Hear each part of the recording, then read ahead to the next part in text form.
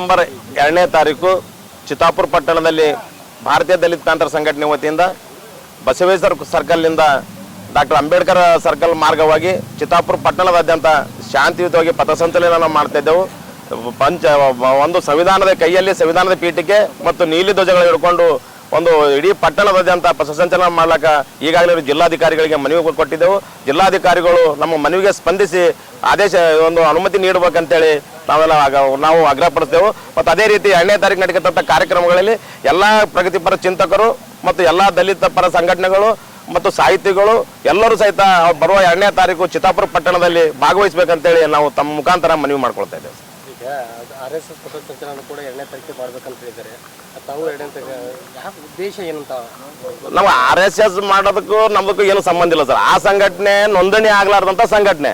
ಇಡೀ ನಮ್ಮ ಸಂಘಟನೆ ನೋಂದಣಿ ಸರ್ಕಾರ ಏನು ಕೇಳಿದ ಒಂದು ನೋಂದಣಿ ಆಗಿರ್ತಕ್ಕಂಥ ಸಂಘಟನೆ ಇರ್ಬೋದು. ಸಂಘಟನೆ ಯಾವುದೇ ಇರಲಿ ಅದು ನೋಂದಣಿ ಆಗಿರ್ಬೇಕು ಮತ್ತು ನಾವು ಕೇಳಿದಂಥ ದಾಖಲಾತಿ ಕೊಡ್ಬೇಕಂತ ಹೇಳೋದು. ಈಗ ಸರ್ಕಾರ ಹೇಳಿದ ಪ್ರಕಾರ ನಮ್ಮ ನೋಂದಣಿ ಆಗಿದ್ದು ಎಲ್ಲ ದಾಖಲಾತಿ ಕೊಟ್ಟಿದ್ದೇವೆ ಅವರಿಗೆ. ಅದಕ್ಕೆ ಅವರು ನೋಂದಣಿ ಇರಲಾರ್ದ ಅವ್ರಿಗೆ ಕೊಡ್ಬೇಕು. ಯಾಕಂದ್ರೆ ಅವರು RSS ಒಂದು ಕೋಮುವಾದಿ ಸಂಘಟನೆಯಾಗಿ ಚಿತ್ತಾಪುರದಲ್ಲಿ ಉದ್ದೇಶಪೂರ್ವಕವಾಗಿ ಪ್ರಿಯಾಂಕ್ ಖರ್ಗೆ ಅವರಿಗೆ ಒಂದು ಅವಮಾನ ಮಾಡುವ ಉದ್ದೇಶ ಮತ್ತು ಪ್ರಿಯಾಂಕ್ ಖರ್ಗೆ ಅವರ ಮೇಲೆ ಕೊಲೆ ಬೆದರಿಕೆ ಹಾಕಿದಂಥ ಆರೋಪಿ RSS ಕಾರ್ಯಕರ್ತ ಆಗಿರುವುದರಿಂದ ಅಂಥ ಸಂಘಟನೆ ಕಾರ್ಯಕರ್ತ ಜೈಲಿಗೆ ಹೋಗ್ಯಾನ.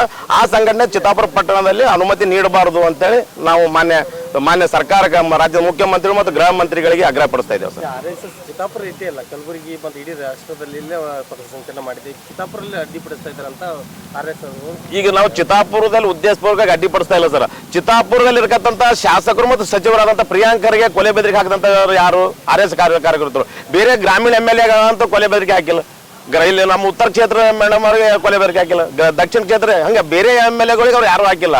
ಆದ್ರೆ ನಮ್ಮ ಚಿತ್ತಾಪುರ ಕ್ಷೇತ್ರದ ಶಾಸಕರಿಗೆ RSS ಒಂದು ಸರ್ಕಾರಿ ಜಾಗದಲ್ಲಿ ಕಾರ್ಯ ಚಟುವಟಿಕೆ ನಡೆಸಬಾರ್ದು ಅಂತ ಮುಖ್ಯಮಂತ್ರಿಗಳಿಗೆ ಪತ್ರ ಬರೆದಿರು. ಅದು ಒಂದು ಉದ್ದೇಶ ಇಟ್ಕೊಂಡು ಅವರಿಗೆ ಒಂದು ಟಾರ್ಗೆಟ್ ಮಾಡಿ ಉದ್ದೇಶಪೂರ್ವಕವಾಗಿ ಅವರಿಗೆ ಒಂದು ಅವಮಾನ ಮಾಡೋ ಸಲಕ್ಕೆ ಅವ್ರು ಇದು ಮಾಡ್ತಾ ಇದ್ದಾರೆ ಕಾರ್ಯಕ್ರಮ. ತಾವು ಪಥಸಂಚಲನ ಮಾಡಿದ ಪ್ರಿಯಾಂಕ್ ಖರ್ಗೆ ಏನಾದರೂ ಸಪೋರ್ಟ್ ಮಾಡ್ತಾ ಇದ್ದಾರೆ?